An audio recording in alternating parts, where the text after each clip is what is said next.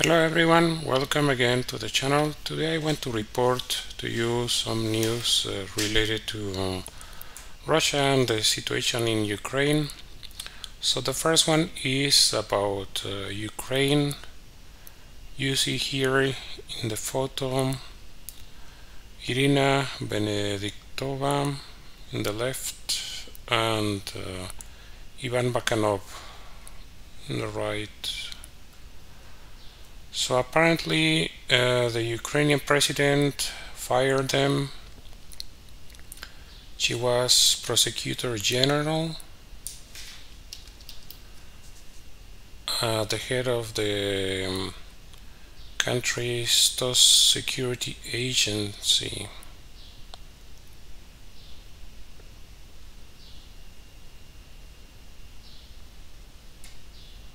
Imagine that. So that's the SBU.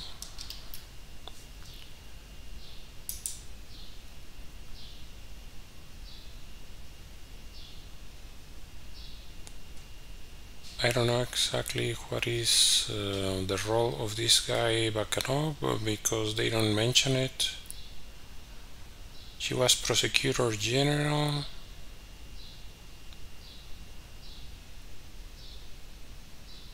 And he was also working in the same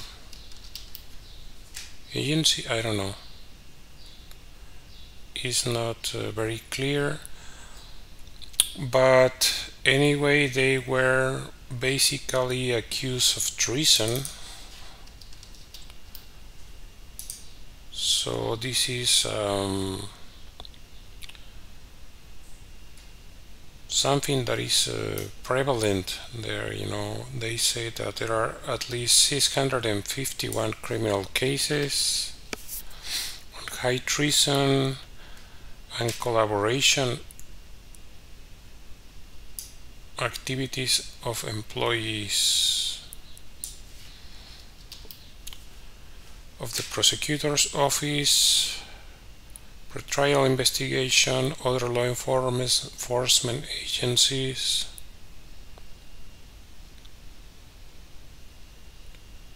Imagine that. So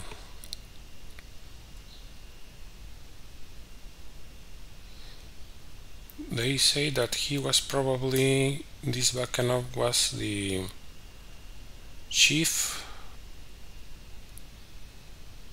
spy chief. I don't know exactly. It's a little bit confusing, this article. So she was prosecutor general and he was head of something else. They don't say exactly what's the problem. Okay, so what I wanted to say about this is that I think this is in a way somehow like a civil war. People in Ukraine and Russia have a lot in common. So that's why I think that Russian president was very careful when he gave instructions to the military to minimize damage to infrastructure, minimize civilian casualties, because Ukrainians and Russians are very, very close to each other, both geographically and in sympathy. So this is why there have been several reports of soldiers that have been captured after they surrendered and they decide not to return to Ukraine. So they usually, as far as I was able to see, some media sources publish interviews to soldiers. They interview them after they are captured, and some of them they decide to don't go back, not go back at all to Ukraine. They choose to stay in Russia, both military and, according to this article, even people that are working in law enforcement. And So I think it's going to be very hard for Ukraine to fix this issue. If you remember, when there was the first round of peace talks, I think they were in Belarus, and one of the people that was involved in the peace talks, he was murdered, and it's speculated that he was also accused of treason. So this is very much like a police state, the way Ukraine is acting. I think that every state considers treason as something very serious, but that's why I think always is my advice that it's better to find peace. No, because I cannot blame people for having sympathies for Russia. I cannot blame people for having sympathies for Ukraine. I think it is just a complex issue. In a way, this is not really like a war between two countries. It's more like a civil war. So that's why we see a lot of these cases, and they will continue. So they cannot put everyone in jail. They have, if you remember, I already reported that they are even trying to put people in jail just for expressing their opinion on social media. I mean, regular people, not even government employees. So it's really hard. I think this is hard to solve. It's better to negotiate peace. Whatever the cost is better than the lives that are lost. You know, that's my opinion. So then, if you remember, earlier I reported that General Shoigu went to the Donbass, and among other things, they just said that what was some of the objectives when he was visiting there. So apparently they are going to have a target now, a new target. So he told the military commanders that they are supposed to target long-range weapons. So all artillery pieces, all the multiple launch rocket systems, all kinds of rocket launchers of all kinds are going to be targeted. So this is going to become the main goal of the military operation from now on. And this will of course include the old systems, you know, the old Soviet design system, the new HIMARS multiple launch rocket system, CSARs, so all howitzers, basically, or all artillery pieces are to be destroyed, because they want to minimize casualties, especially in the area of Donetsk, where the shelling is the hardest. So I think is good that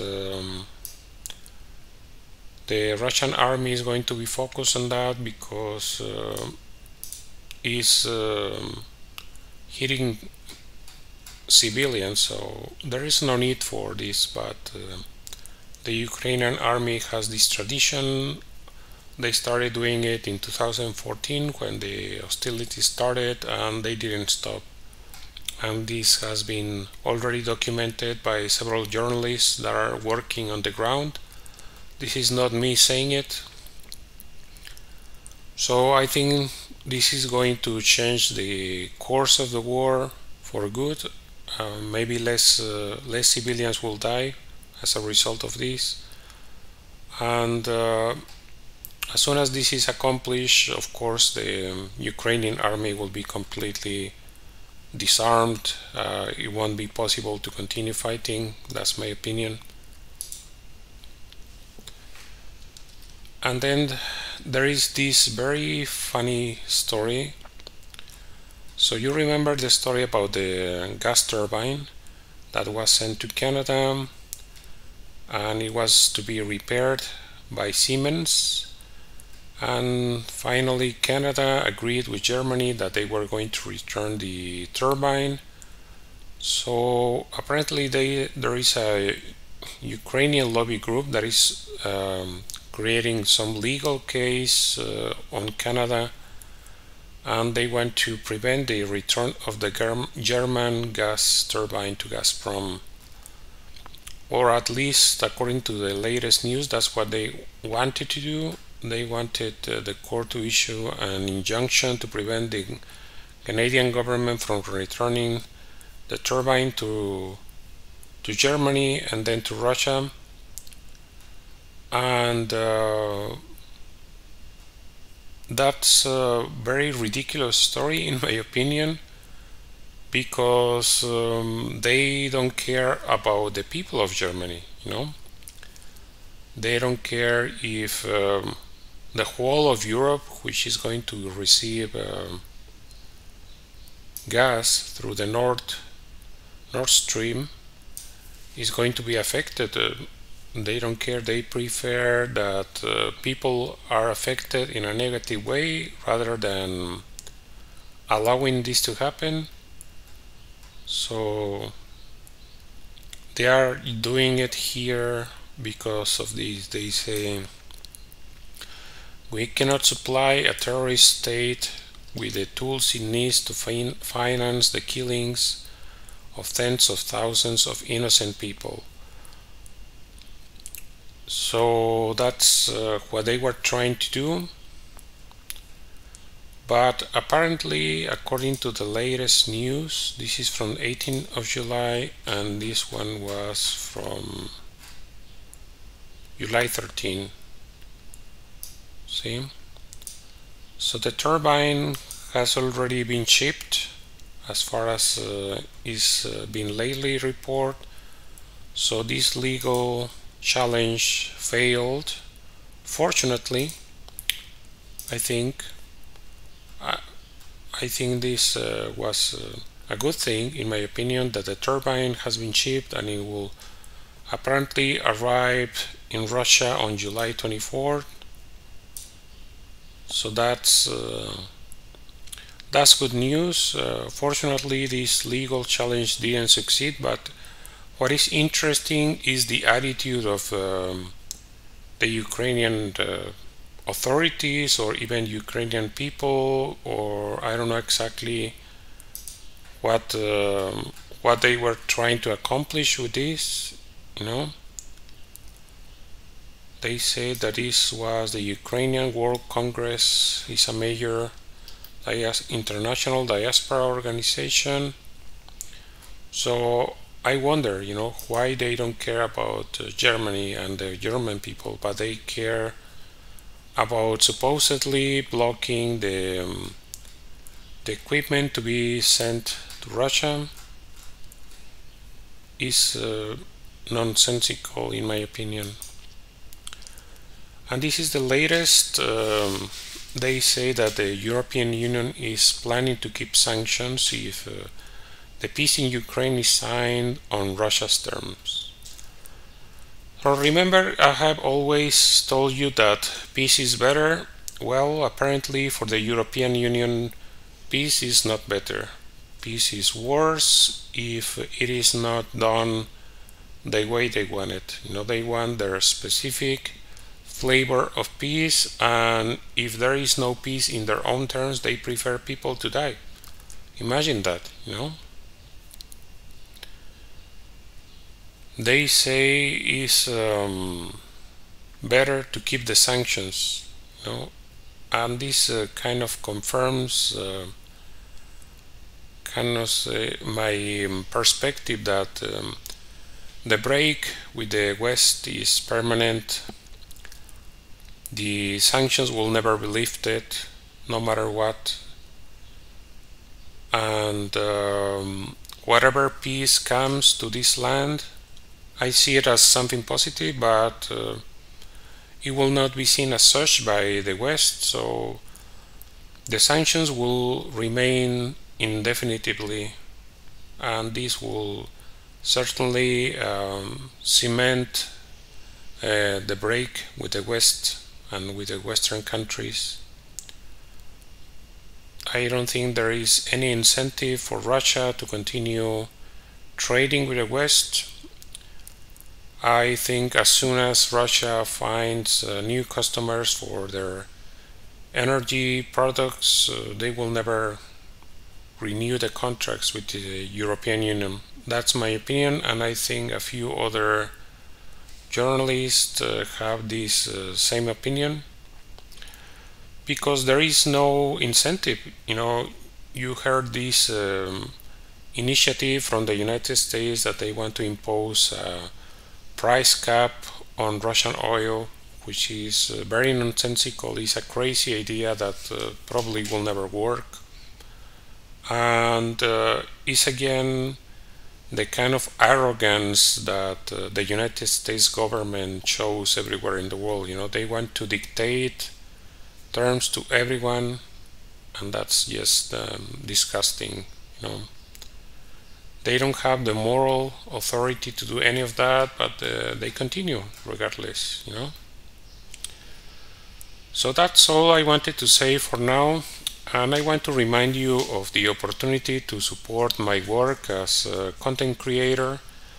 As you know, I produce content that is political critique and all different kinds of subjects that I talk about in my channel, but especially politics is subject to a lot of censorship, and that's why I'm asking you to support my work.